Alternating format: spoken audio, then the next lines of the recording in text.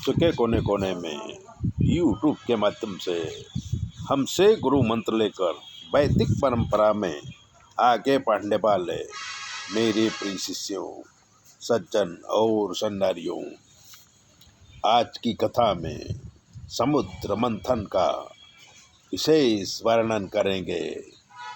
एक बार देव और दानव मिलकर अमृत प्राप्ति के लिए समुद्र मंथन करने लगे। समुद्र में अनेक प्रकार की वनस्पतियां डालकर मंदराचल पर्वत को मथानी बनाए, बासुकीनाग की डोरी बनाए और मंथन शुरू किया।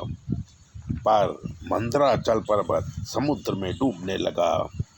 तब भगवान विष्णु कूर्मा अवतार लेके उसे अपने पीठ पे धारण कर आधार दिया। समुद्र में सबसे पहले जहर निकला। जहर की गंध देव और दानव से सहन नहीं हुई। जीव जंतु मरने लगे।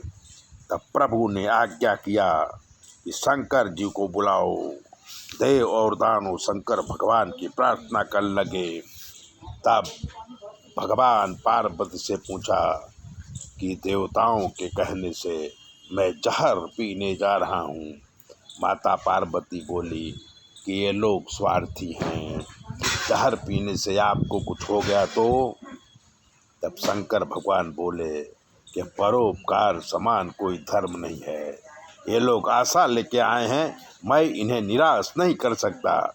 दूसरों का कल्याण होता हो तो मुझे भले थोड़ी तकलीफ पड़े। ऐसा कहकर भगवान का स्मरण करते हुए भोलेनाथ विष पी गए। समुद्र मंथन की कहानी जीवन मंथन की है। 16 साल की उम्र होते ही मन में मंथन शुरू हो जाता है। इसलिए मंदराचल पर्वत का आधार देना पड़ता है। मन को मंदराचल जैसा स्थिर आधार देके मन को चंचल बनने नहीं देना चाहिए।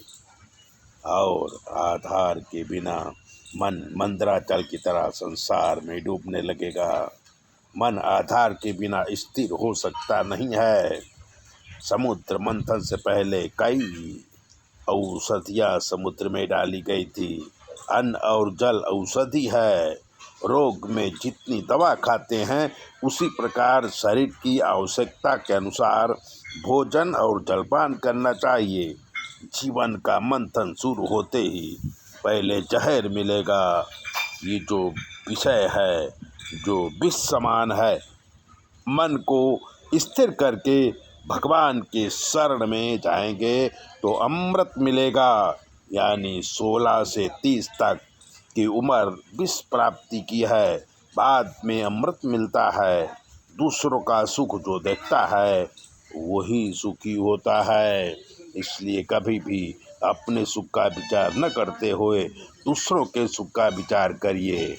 इसी प्रकार की बातें जानने के लिए चैनल को सब्सक्राइब कर दीजिए, लाइक कर दीजिए। और अगर आपके जीवन में कोई कष्ट है तो 9825200108 पर फ़ोन करिए।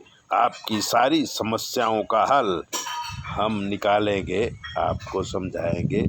हमें सुनाई नहीं देता, हमारी बेटी आपको जवाब देगी।